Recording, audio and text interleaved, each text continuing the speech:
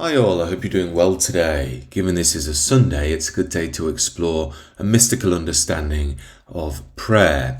Now, someone on a recent video of mine under the basics of contemplative prayer left a really good comment about maybe I could do more of these for the channel, but just straight into the prayer or the meditation. And on the group call on the Substack yesterday, a fellow made a really good suggestion. You can join the Substack down below if you like. About maybe I could do those live on the calls sometimes as well. It's certainly something I'm willing to look into, if it's popular. So do join and let me know your thoughts on all of that. But I thought I'd start again with an overview, a mystical overview, not a literal one, of perhaps the most famous Christian prayer. Again, I don't think you have to be a Christian to appreciate what this prayer is talking to. It's called the Lord's Prayer. I'm sure you've come across it before. And it was taught directly by Jesus Christ of how to pray. Let's just read through it quickly. This is the King James Version, if you note the beautiful, old-worldy, poetic language. Our Father, who art in heaven, hallowed be thy name. Thy kingdom come, thy will be done, on earth as it is in heaven. Give us this day our daily bread, and forgive us our trespasses, as we forgive those who trespass against us. And lead us not into temptation, but deliver us from evil. For thine is the kingdom, the power, and the glory, for ever and ever. Amen. So a lovely, simple, quick prayer. Some people don't like the word sin and use trespasses instead. I actually prefer sin. I've spoken about that in other videos. I think we have a bad relationship with sin. And if we can clean that up and understanding it as just being away from God's love, we can come to peace with sin and see what it's really doing. No doubt there's been some bad teaching over the years around it, but we shouldn't fear the word in any way. It cuts, I think, to the core of our problem like other words do not. But again, it depends upon the proper understanding. It's not about hating yourself, but as Emmett Fox famously said, sin is the state we're in when we're distanced from God. It's not God judging us. The sin creates the distance between us and God. And that sin stems from us moving away from Him, rather than Him moving away from us.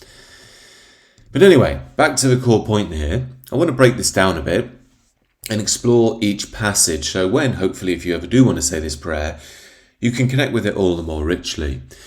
So to begin, Our Father who art in heaven, hallowed be thy name. What can we deduce from this in a mystical context? Well, obviously, we're starting with Our Father. The first word, our.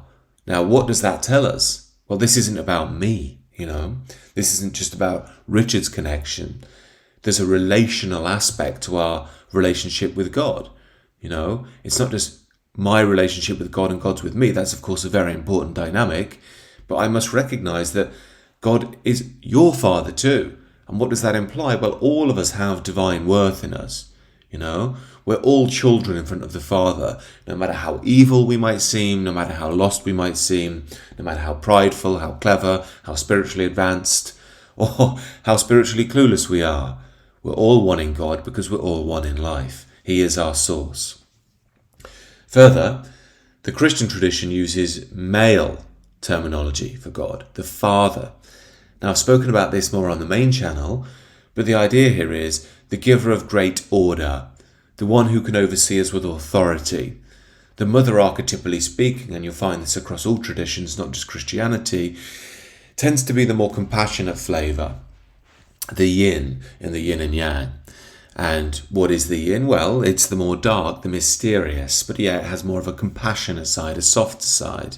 It doesn't always mean it's the nicer side. There's a light and a dark to the masculine and feminine.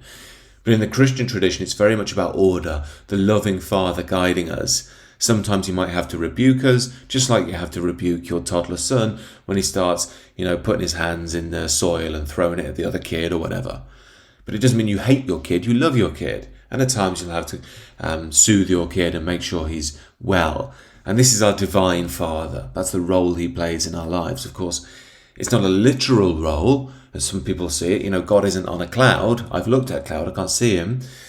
It's a symbolic role, a metaphorical role, because his love is being itself. And when we come out of our ego, we will see that all there is his love and guidance. And this is what we mean, or at least Jesus is talking to with, who art in heaven. Well, God is in heaven, but what does heaven mean? Again, if we look to the sky, we don't see heaven necessarily.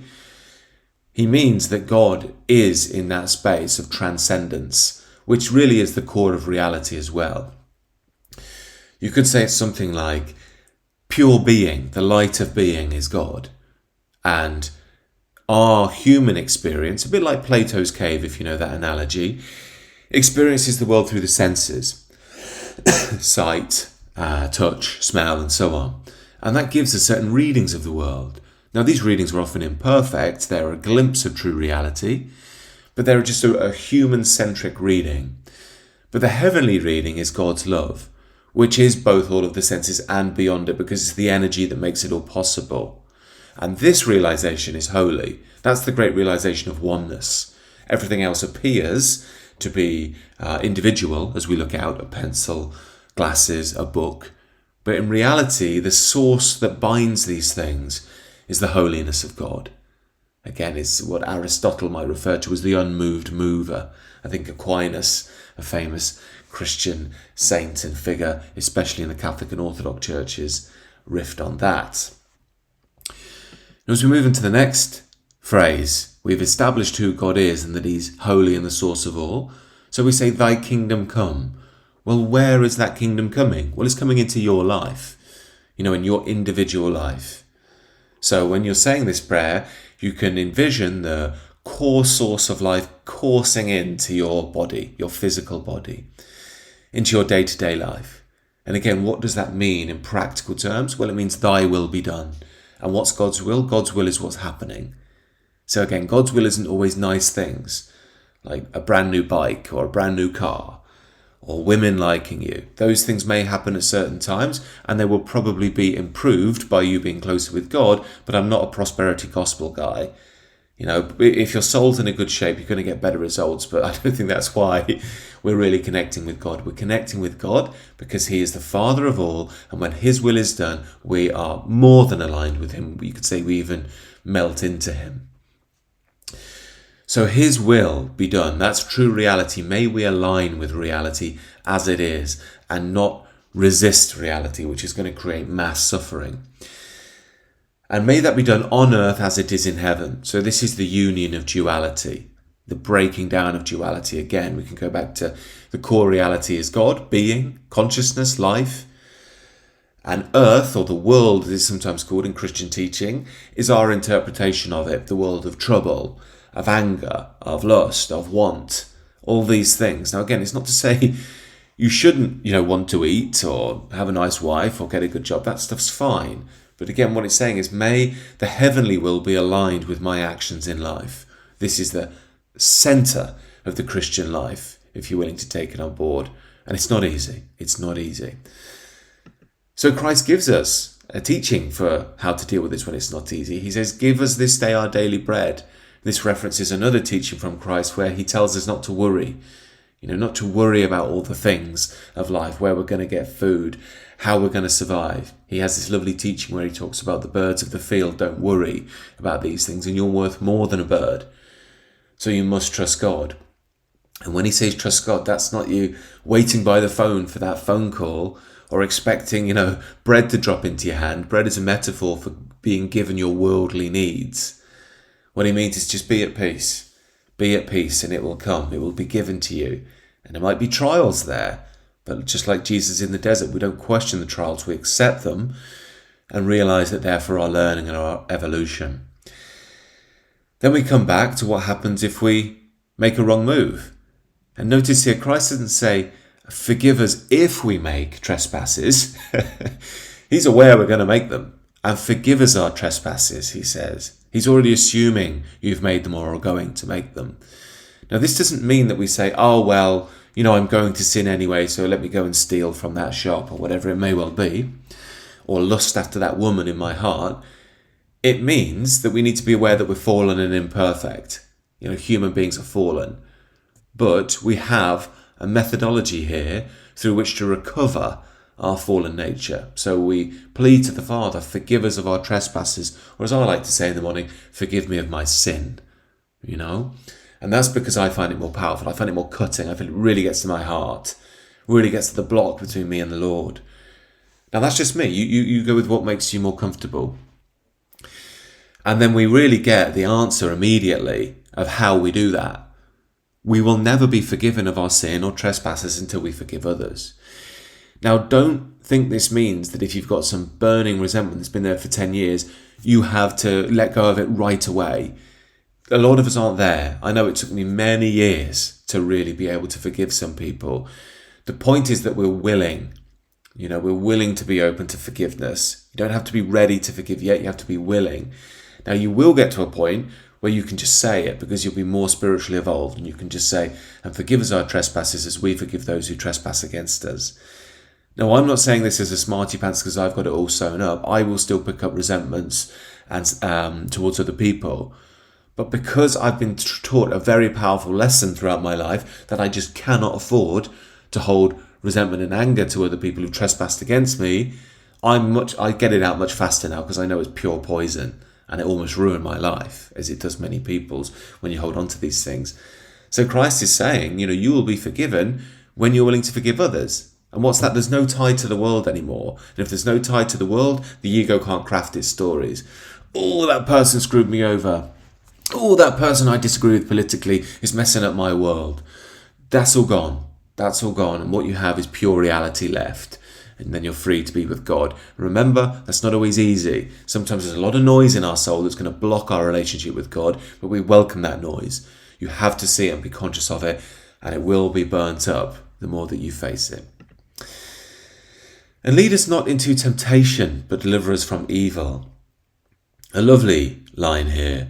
Lead us not into temptation. Now again, this says something so important. Again, of course, that God is leading us when we're truly conscious.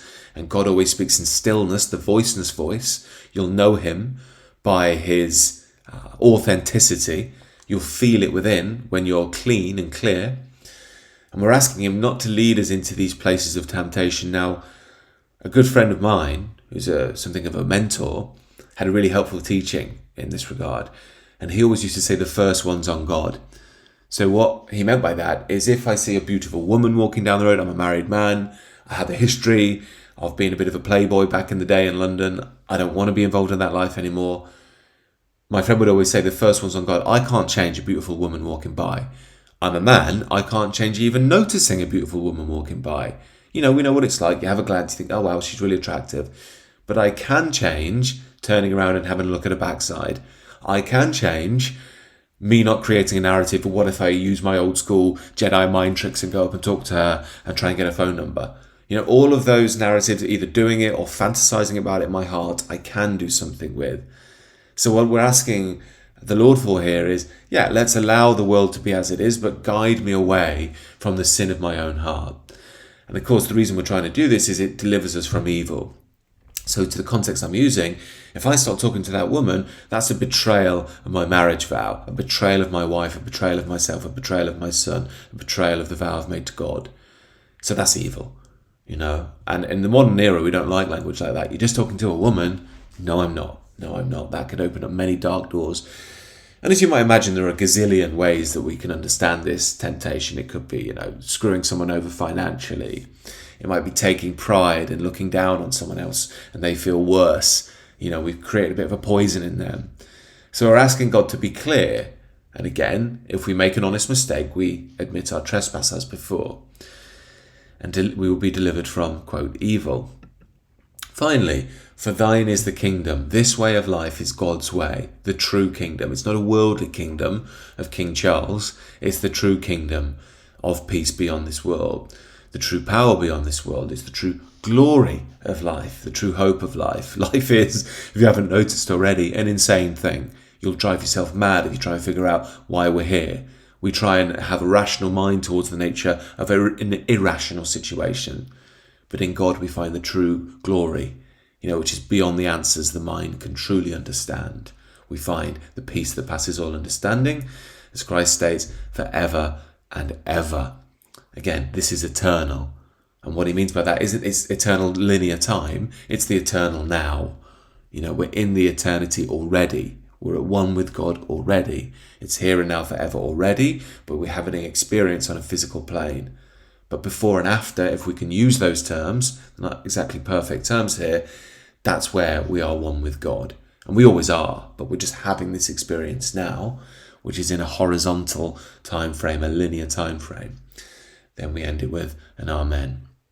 So I hope this was helpful for somebody out there, just breaking down this prayer mystically and what it means. And I say it every morning. And if it does interest you, it's a very good one to say, very easy to memorize, very easy to say each day. And given I've been speaking about spiritual routines recently, a really nice one to just have that you can use whether you're on a plane, a train, late for work that morning, say on the bus, say it when you're walking through your head. Prayer walks are wonderful things. It's always a very useful tool. If you do want to connect with me, be part of the community, please do join the Substack, link down below. Other than that, have a great day. Look forward to catching up again soon. Take care.